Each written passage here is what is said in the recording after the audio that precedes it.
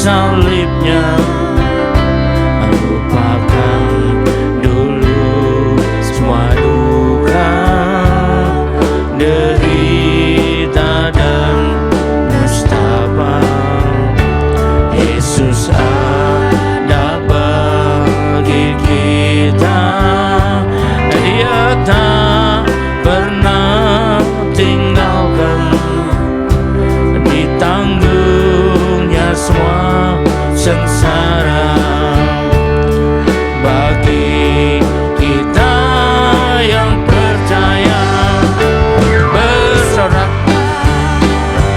bernyanyilah, jangan kita putus asa. Kuasanya naungi kita, percayalah padanya.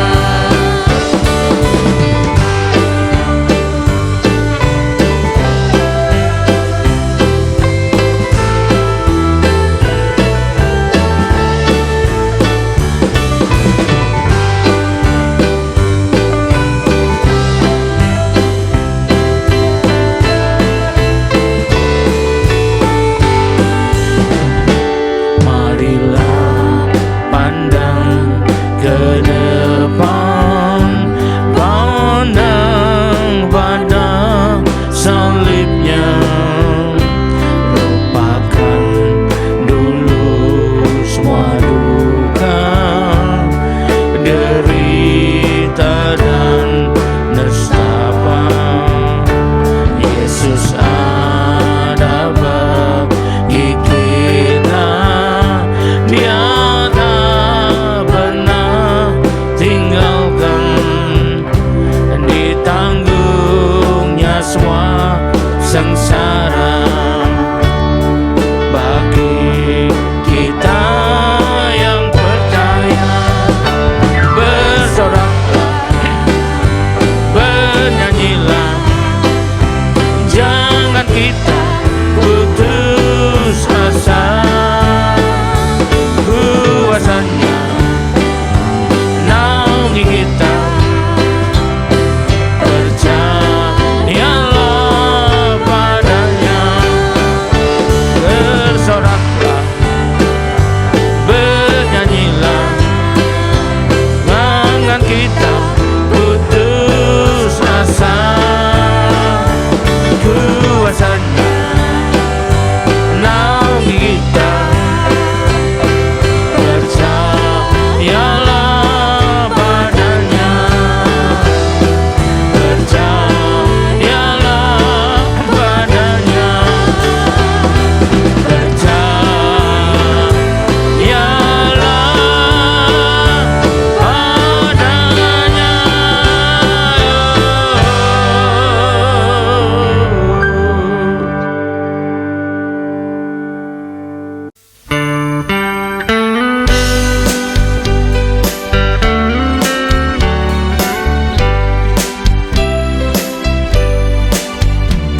Bila ku ingat lagi apa yang telah ku lakukan dalam pengiringanku kepadamu,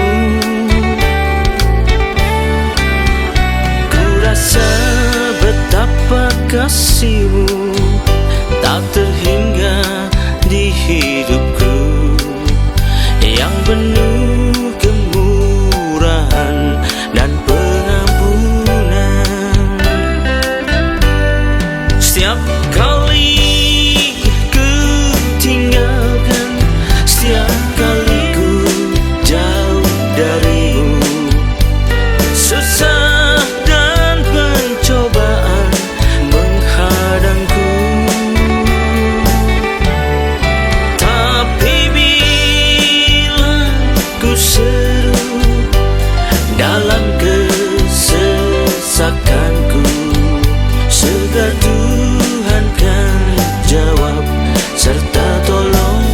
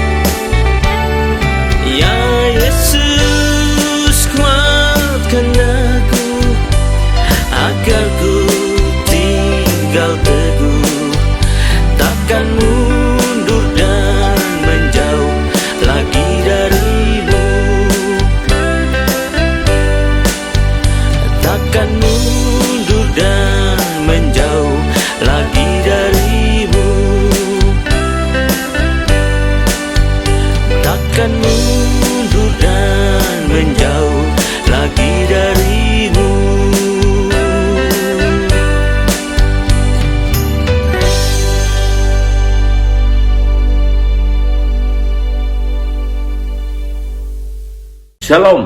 Selamat berjumpa kembali saudara kasih Tuhan. Mari kita persiapkan diri kita untuk masuk dalam firman Tuhan. Dan marilah kita berdoa dulu. Terima kasih Tuhan, kami umat-Mu siap menyambut firman-Mu. Urapilah kami semua dan urapi hamba-Mu yang akan menyampaikan firman ini, agar firman ini tak kembali dengan sia-sia, tapi boleh tumbuh dalam hidup kami dan menghasilkan buah yang baik dan berlipat ganda, yaitu sampai 30 kali, 60 kali, bahkan 100 kali ganda. Dan berikan pada kami semua ya Tuhan urapan khusus, roh hikmat dan wahyu daripada-Mu, agar terbuka pikiran kami, dan dengan itu kami boleh menangkap dan mengerti maksud dan isi firman-Mu ini dengan baik dan benar, dan bukannya sekedar kami terka-terka sendiri maksud dan isinya. Terima kasih Tuhan, kami umat-Mu siap menyambut firman-Mu ini hanya dalam satu nama yang berkuasa, yaitu nama-Mu Tuhan Yesus Kristus. Haleluya, amin. Nah, sekali lagi shalom kasih Tuhan. Mari kita persiapkan diri kita untuk segera masuk dalam firman Tuhan. Tema dari firman Tuhan pada hari ini saya pilihkan yang bertemakan mengasihi seperti Yesus mengasihi, ya. Kalau kita mau mengasihi orang, jangan juga kebablasan, jangan juga kurang, tapi seperti Yesus mengasihi, ya. Bagaimana Yesus mengasihi? Yesus mengasihi sungguh besar, tapi ada batasnya, ya. Bukan asal mengasihi saja.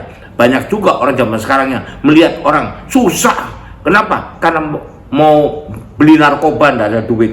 Wah, merana banget rasanya dia. Maka kita kesian, kasih, berikan duit ini, duit untuk beli narkoba. Itu bukan kasih, itu menjerumuskan orang namanya. Tuh hyper love namanya itu.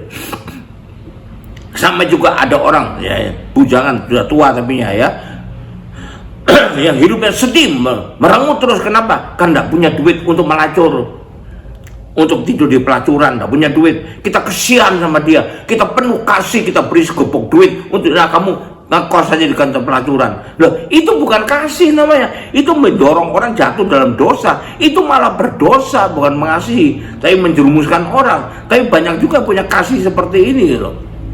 Kasih yang salah. Saya teringat ada seorang yang punya kakak perempuan yang sudah janda agak tua. Kakak perempuannya bersedih hati karena tidak punya duit untuk sembahyang kepada almarhum suaminya dulu, karena butuh biaya banyak katanya. Maka saya berikan biaya untuk dia bisa sembahyang untuk almarhum suaminya. Ini kan mendorong orang itu jatuh dalam penyembahan berhala, bukan mendorong orang itu untuk datang pada Tuhan. Yang begini ini bukan kasih namanya. Ini kasih yang kebablasan, yang saya sebutkan dengan saya ambil istilah hyper love. Ada hyper grace, ada hyper love. Nah ini, nah kita harus seperti Yesus kalau mengasihi, tidak boleh kebablasan, ada batasnya, tapi mengasihi dengan baik dan benar. Alkitab mengajarkan di Filipi 2 ayat 5, dalam kehidupan bersama dengan orang lain juga, kita perlu mengenakan, memakai pikiran dan perasaannya ada pada Kristus. Jadi kalau mengasihi pakai pikiran, pakai perasaan, mengasihi seperti Kristus gitu loh. Bukan menurut pikiran kita sendiri, ya. Nah, Yesus memberikan teladan untuk itu. Kalau itu apa yang bisa kita pelajari? Yang pertama, Yesus itu mengasihi, sangat mengasihi kita, maka sampai mengorbankan nyawanya buat kita. Tapi apakah dia boleh marah? Apakah dia bisa marah? Oh, bisa juga. Oh, Yesus penuh kasih, tidak mungkin Yesus bisa marah-marah. Dia kasih, apapun kita buat, dia mengasihi kita terus. Ini gombal namanya, ya. Karena saya juga pernah dengar orang mengatakan, apapun yang kau buat, Tuhan selalu mengasihi kau. Ini gombal. Tuhan bisa marah loh, ya. Saya mau kata Tuhan bisa marah, terutama kalau berhadapan dengan orang bebal, orang bodoh dan orang tegar tengkuk, ya. Sudah salah diperingati, masih ngotot salahnya terus. Nah, Tuhan bisa marah itu. Kita berhadapan dengan orang yang keras kepala. Kita baca Markus 3 ayat 5. Ia berdukacita karena kedegilan mereka, dan dengan marah ia mana sekelilingnya kepada mereka. Lalu ia berkata padamu, pada orang itu, ulurkan tanganmu, dan ia mengulurkannya, maka sembuhlah tangannya itu. Ia marah pada orang-orang yang degil itu, gitu loh. Jadi bisa marah nggak Tuhan? Bisa. Tuhan bisa marah pada waktu bait suci dipakai untuk tempat berdagang karena tidak sesuai dengan. Tapi marahnya Tuhan terarah, bukan pada marah pada orangnya saja, tapi marah pada kekeliruannya, pada kesalahannya, pada kedegilannya. Jadi pilah-pilah dengan baik bagaimana marah seperti Tuhan Yesus, ya. Sekalipun marah tetap dengan kasih, karena tujuannya untuk memperbaiki orang itu, untuk menyadarkan orang itu. Jadi sekalipun ia marah, namun ia sekaligus menunjukkan kasihnya, ya, demi kepentingan manusia. Jadi Dia marah tanpa berbuat dosa. Itu pertama dari Tuhan Yesus. Yang kedua, bagaimana mengasihi seperti Yesus? Dia mengasihi dengan tidak membalas kejahatan dan kejahatan.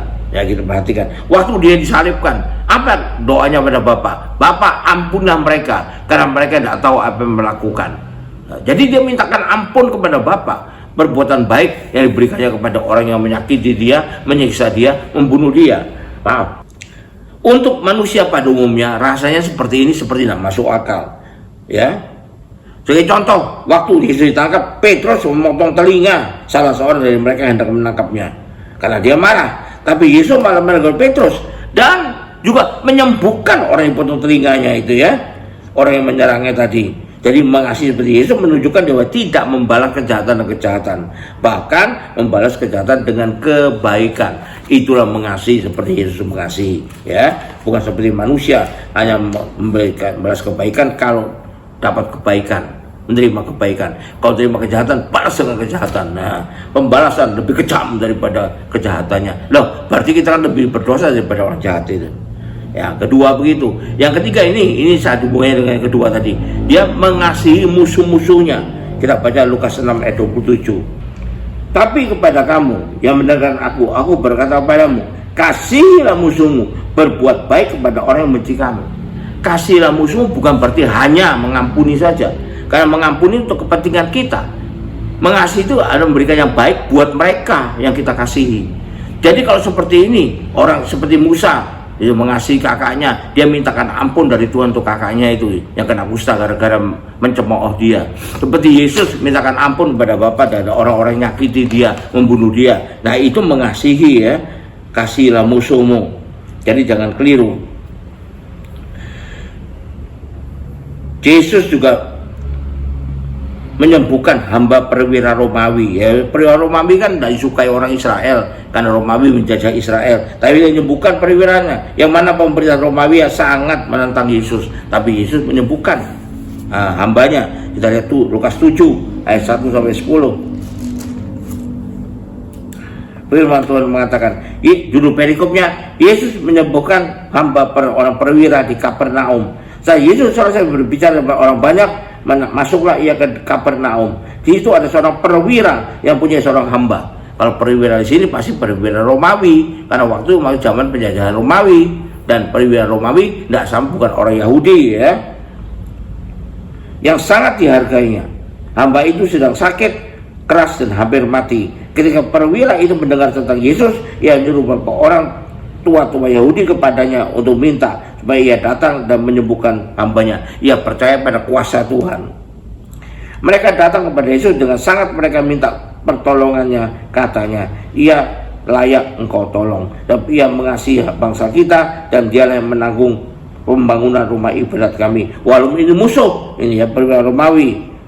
Lalu Yesus pergi bersama dengan mereka. Ketika tidak jauh dari rumah perwira itu, perwira menyuruh sahabatnya untuk mengatakan pada Yesus, Tuhan, janganlah bersusah-susah, sebab aku tidak layak terima Tuhan di dalam rumahku. Dia tahu dia ini kan musuh dari orang Yahudi. Sebab itu aku juga menganggap diriku tidak layak untuk datang kepadamu.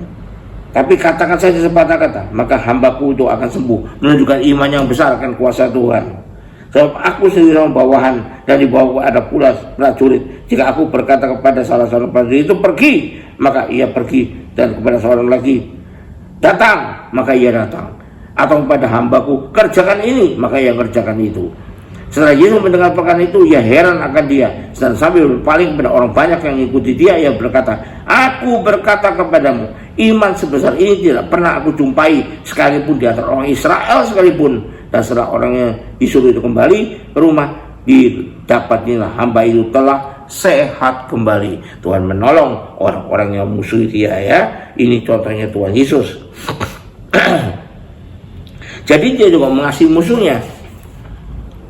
Dan itu bukan hanya dalam perasaan kita saja, bukan hanya di pikiran kita saja, tapi dengan berbuat kebaikan yang menguntungkan bagi diri orang yang dia anggap sebagai musuh itu. Yang ketiga, yang keempat, ya, kita berfokus pada perubahan hati.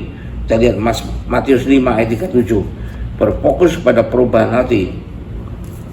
Kita harus berubah. Aku berubah, sungguh ku berubah. Nah itu, berubah makin lama makin menjadi seperti Yesus. Matius 5 ayat 37. Ini perubahan jadi apa nih? Jadi katakan, jika ya, hendaklah kamu katakan ya. Jika tidak, hendaklah kamu katakan tidak. Apa yang daripada itu berasal dari si jahat. Berubah sampai menjadi seperti ini ya. Berusaha untuk mengubah pendapat pikiran ya, dengan tapi ia tidak berusaha merubah orang dengan cara berdebat, dengan cara memaksa, dengan cara menghina, dengan cara menyerang. Tapi ia tetap menyatakan kebenaran ya. Menyuguhkan apa yang benar tanpa ia masuk terlalu dalam suatu perdebatan. Nyatakan dan katakan kebenaran, apa yang benar, apa yang salah, dan biarkan Roh Kudus yang menyentuh hati mereka. Jadi bukan kita memaksakan saja. Kalau orang tidak menurut kita marah, ya bukan begitu ya. Itu bukan mengasihi namanya, seperti Yesus. Yang terakhir, bagaimana mengasihi seperti Yesus? Dia selalu melibatkan karya Roh Kudus. Kita baca 1 Korintus 13 ayat 4-7. Kasih itu sabar, kasih itu murah hati. Ia tidak cemburu, ia tidak megahkan diri, dan tidak sombong. Nah ini ya, tidak megahkan diri dan tidak sombong. Berikutnya dikatakan, ia tidak melakukan yang tidak sopan dan tidak mencari keuntungan diri sendiri. Ia tidak memarah dan tidak menyimpan kesalahan orang lain. Dia tidak bersukacita karena ketidakadilan, tapi ia bersukacita karena kebenaran. Ia menutupi segala sesuatu, percaya segala sesuatu, mengharapkan segala sesuatu, sabar menanggung segala sesuatu. Itu kasih yang benar, kasih karya Roh Kudus ya. Jadi Yohanes Yesus selalu melibatkan karya Roh Kudus. Kita juga harus demikian. Memang mengasihi tidak mudah, apalagi bila terhadap orang yang sebenarnya tidak layak untuk dikasih menurut manusia. Karena itu kita harus selalu melibatkan karya Roh Kudus masuk dalam hati kita, dalam pikiran kita, dan berikan karunia untuk mengasihi yang benar seperti ini. Tanpa campur tangan karya Roh Kudus, kita sulit sekali untuk melakukan seperti ini ya. Karena itu bagaimana caranya untuk mengasihi seperti Yesus mengasihi, dengan melibatkan karya Roh Kudus. Jadi saudara sekalian, biar kita berubah hidup kita ke arah perubahan hidup. Memang kita menyatakan kebenaran, tapi bukan untuk menyerang, bukan untuk menyakiti, bukan untuk merendahkan dan sebagainya. Ya, itulah yang bisa saya sampaikan supaya kita berubah dari hari ke hari, makin lama makin seperti Yesus. Haleluya, puji Tuhan. Mari kita akhiri ibadah dengan terima berkat dari Tuhan. Angkat dua tanganmu. Kembalilah ke aktivitas masing-masing dengan berkat yang terbaik dari Allah Bapa di sorga, dengan kasih karunia dan damai sejahtera dari Tuhan kita Yesus Kristus, juga dengan persekutuan, pertolongan, penghiburan, kekuatan, dan terutama urapan yang penuh dari Roh Kudus, agar karya-karya Roh Kudus menyertai semua pikiran, perbuatan kita, dan biarlah ini menyertai kita mulai saat ini sampai sepanjang tahun ini sampai Maranatha. Tuhan Yesus datang kembali. Haleluya, puji Tuhan. Tuhan berkati. Amin. Haleluya. Sampai jumpa.